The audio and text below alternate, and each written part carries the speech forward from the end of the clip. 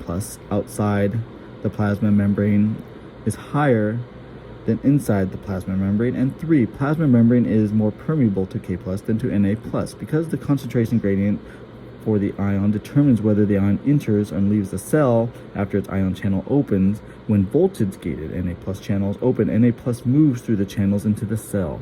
In a similar fashion, when gated K plus channels open, K plus moves out of the cell. Since excitability cells have many K plus leaked ion channels, K plus moves out of the cell faster than Na plus moves into the cell. In addition, negatively charged molecules such as proteins are trapped inside the cell because plasma membranes are impermeable to them.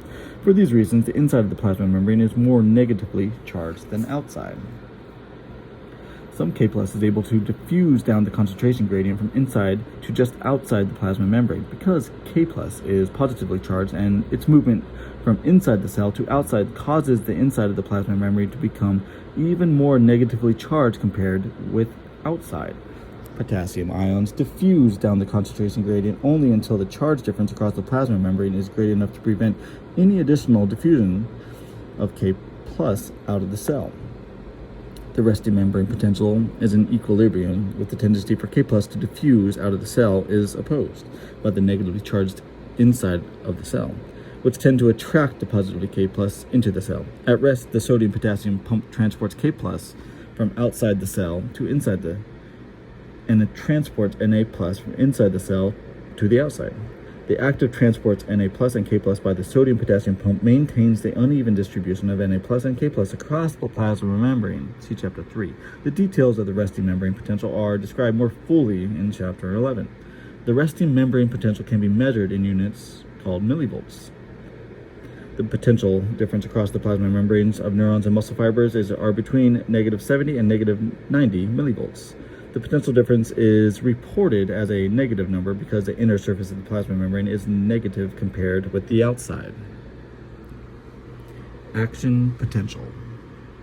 An action potential is a reversal of the resting membrane potential such that the inside of the plasma membrane becomes positively charged compared with the outside. The permeability characteristics plasma membrane change because ion channels open when a cell is stimulated. The diffusion of ions through these channels changes the charge across the plasma membrane and produces action potential. An action potential lasts for approximately 1 millisecond to a few milliseconds, and it has 2 phases, depolarization and repolarization. Figure 9.8 depicts the changes that occur in the membrane potential during an action potential.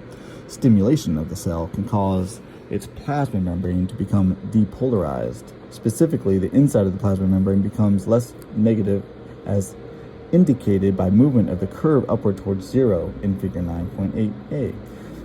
If the depolarization changes the membrane potential to a value called threshold, an action potential is triggered. The depolarization phase of the action potential is a brief period during which further depolarization occurs and the inside of the cell becomes positively charged. 9.8b. The charge difference across the plasma membranes is said to be reversed when the membrane potential becomes a positive value. Repolarization phase is the return of the membrane potential to its resting value.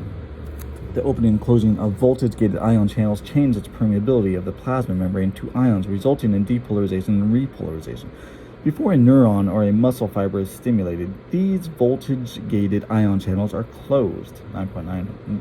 Step 1. When the cell is stimulated, gated Na plus channels open and Na plus diffuses into the cell. The positively charged Na plus makes the inside of the plasma membrane less negative. If this depolarization reaches threshold, many high voltage Na plus channels are stimulated and open rapidly, causing Na plus to diffuse into the cell until the inside of the membrane becomes positive for a brief time. 9.9. Step 2.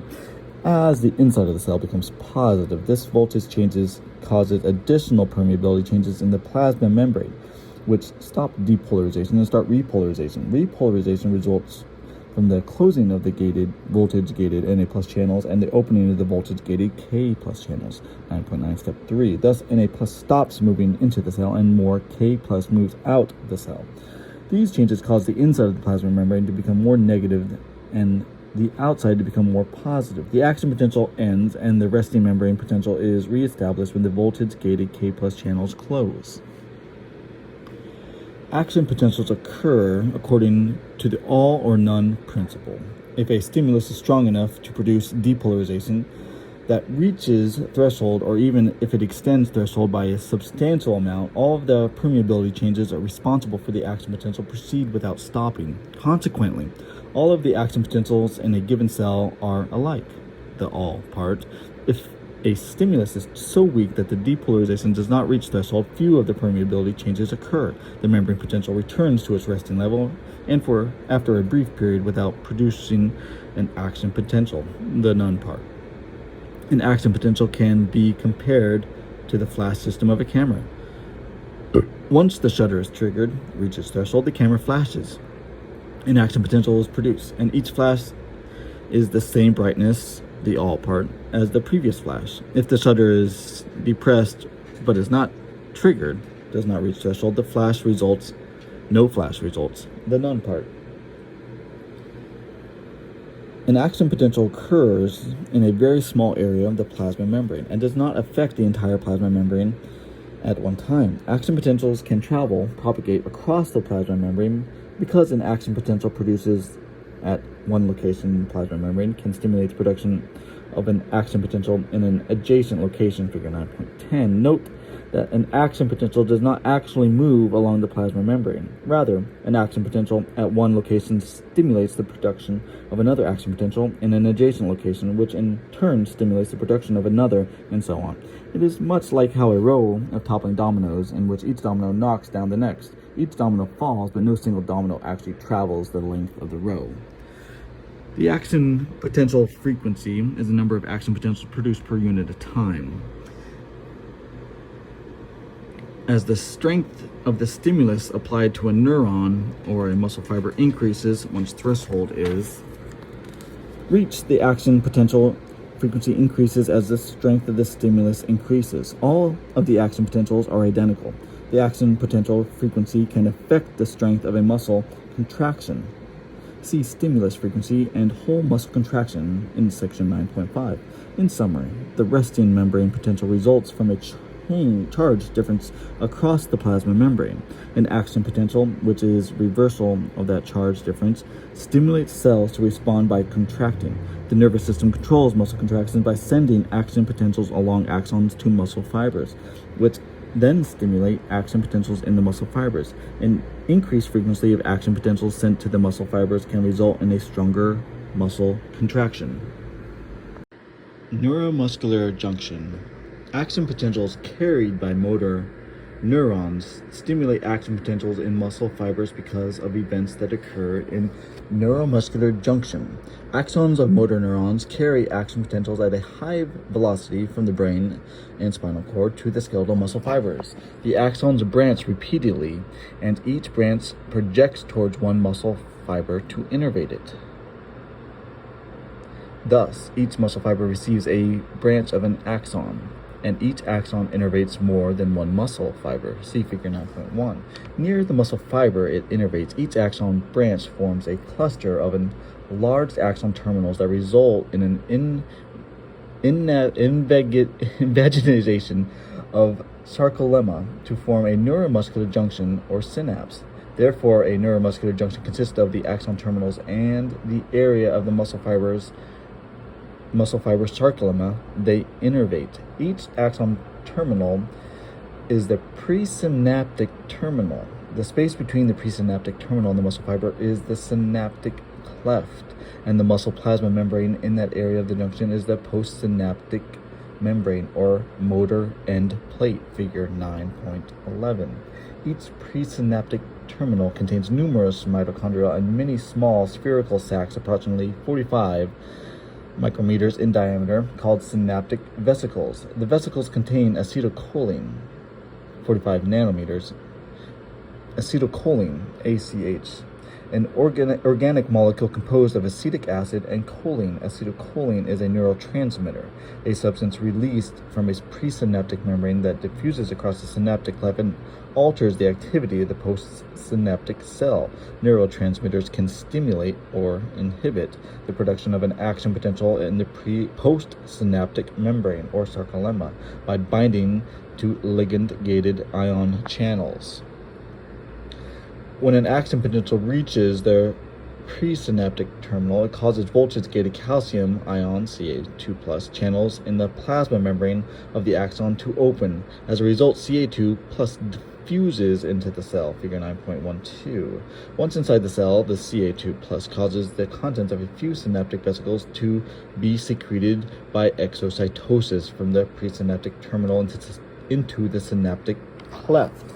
The acetylcholine molecule releases from the synaptic vesicles, then diffuse across the cleft and bind to the receptor molecules within the postsynaptic membrane, thus causing ligand-gated Na+ channels to open, increasing the permeability of the membrane to Na+. Sodium ions then diffuse into the cell, causing depolarization in skeletal muscle. Each action potential in the motor neuron causes depolarization that exceeds threshold, which causes changes in voltage-gated ion channels that produce an action potential in the muscle fiber. Acetylcholine release into the synaptic cleft is rapidly broken down to acetic acid and choline by the enzymes acetylcholine esterase, figure 9.12. Acetylcholine esterase keeps acetylcholine from accumulating within the synaptic cleft, where it would act as a constant stimulus to the postsynaptic terminal, producing many action potentials and continuous contraction in the muscle fiber. The release of acetylcholine and its rapid degradation in the synaptic cleft ensures that one presynaptic action potential yields only one postsynaptic action potential. Choline molecules are actively reabsorbed by the presynaptic terminal, then combined with acetic acid produced in the cell to form acetylcholine. Recycling acetylcholine molecules requires less energy and is more rapid than repeatedly synthesizing new acetylcholine molecules each time they are released from the presynaptic terminal. Acetic acid is an intermediate in the process of glucose metabolism, see chapter 25. A variety of cells can take it up and use it after it diffuses from the area of the neuromuscular junction. Excitation contraction coupling. Action potentials produced in the sarcolemma of a skeletal muscle fiber can lead to the contraction of the fiber. The mechanism by which an action potential causes contraction of a muscle fiber is called excitation contraction coupling, and it involves the sarcolemma. T-tubules and sarcoplasmic reticulum Ca2+ and troponin T-tubules project into the muscle fiber and wrap around sarcomeres in the region where the actin and myosin myofilaments overlap, figure 9.13, see figure 9.3. The lumen of each T-tubule is filled with extracellular fluid and is continuous with the exterior of the muscle fiber. Near the T-tubules, the sarcoplasmic reticulum is enlarged to form terminal cisternae. A T-tubule and the two adjacent terminal cisternae together are called a triad. Thus, sarcoplasmic reticulum actively transports Ca2+ into the lumen. Thus, the concentration of Ca2+ is approximately 2,000 times higher within the sarcoplasmic reticulum than the sarcoplasm of the resting muscle fiber. Excitation contraction coupling begins at the neuromuscular junction with the production of an action potential in the sarcolemma. The action potential is propagated along the entire sarcolemma of the muscle fiber and into the T-tubules. The T-tubules carry action potentials into the interior of the muscle fiber, where they cause voltage-gated Ca2+ channels in the terminal cistern of the sarcoplasmic reticulum to open. When Ca2+ channels are open, Ca2+ rapidly diffuses into the sarcoplasm surrounding the myofibrils, figure 9.14. Calcium ions bind to the Ca2+ binding sites on the troponin molecules of the actin myofilaments. The combination of Ca2+ with troponin causes the troponin-tropomyosin complex to move deeper into the groove between the two F-actin strands, which exposes active sites on the actin myofilaments. The head of the myosin molecules then bind to the exposed active sites to form cross bridges, figure 9.14. Movement of the cross bridges results in contraction. Cross-bridge movement. Cycle events resulting in contraction proceeds very rapidly, figure 9.15. The heads of myosin molecules move at their hinged region, resulting in the cross-bridge movement. This movement forces the actin myofilaments to which the heads of the myosin molecules are attached to slide over the surface of the myosin myofilament. After cross-bridge movement, each myosin head releases from the actin and returns to its original position. It can form another cross bridge at a different site on the actin myofilament, following by movement release of the cross bridge and return to its original position. During a single contraction, each myosin molecule undergoes a cycle of cross bridge formation, movement, release, and return to its original position many times. This process is called cross bridge cycling. The energy from one ATP molecule is required for each cross bridge formation, the movement and release. Before a myosin head binds to the active site on an actin myofilament, the head of the myosin molecule is in its resting position, and ADP and phosphate are bound to the head of the myosin molecule, figure 9.15. Once Ca2 plus binds to the troponin and the tropomyosin moves, the active sites on active myofilaments are exposed. The head of the myosin molecule can then bind to an exposed active site, and phosphate is released from the head of the myosin molecule. Energy stored in the head of the myosin molecule causes the head of the myosin molecule to move. Movement of the head causes the active myofilament to slide past the myosin myofilament, and ADP is released from the myosin head. ATP must then bind to the head of the myosin before the cross bridge can release. As the ATP molecule binds to the head of the myosin molecule, the myosin head breaks ATP apart into ADP and phosphate, and the myosin head releases from the active site on the active. The ADP and phosphate remain attached to the head of the myosin molecule, and the head of the myosin returns to its resting position. The energy released from the breakdown of ATP is stored in the head of the myosin molecule. Movement of the myosin molecule while the cross bridge attached is called the power stroke, whereas return of the myosin head to its original position after cross bridge release is called the recovery stroke. Many cycles of power and recovery strokes occur during each muscle contraction. While muscle is relaxed, energy stored in the heads of the myosin molecule is held in reserve until the next contraction, when Ca2 plus is released from the sarcoplasmic reticulum in response to an action potential. The cycle of cross bridge formation, movement, and release, which results in contraction, begins. See figure 9.14 and 15. Figure 9.16 summarizes the overall sequence of events that occurs as a stimulus causes skeletal muscle to contract. Muscle relaxation. Muscle relaxation occurs when acetylcholine is no longer released at the neuromuscular junction. The cessation of action potentials along the sarcoplasm stops. Ca2 plus release from the sarcoplasmic reticulum, and Ca2 plus is actively transported back into the sarcoplasmic reticulum. As the Ca2 plus concentration decreases in the sarcoplasm, the Ca2 plus diffuses away from the troponin molecules. The tropomyosin complex then reestablishes its position, which blocks the active sites on the actin molecules. As a consequence, the cross bridge cannot reform once they have been released, and the muscle relaxes. Thus, energy is needed not only to make muscle fibers contract, but also to make the muscle fibers relax. 3 major ADP-dependent events are required for muscle relaxation. After an action potential has occurred in the muscle fiber, the sodium-potassium pump must actively transport Na plus and K plus to return to and maintain resting membrane potential. ADP is required to detach the myosin heads from the actin and return them to their resting position. ATP is needed for the active transport of Ca2 plus into the sarcoplasmic reticulum.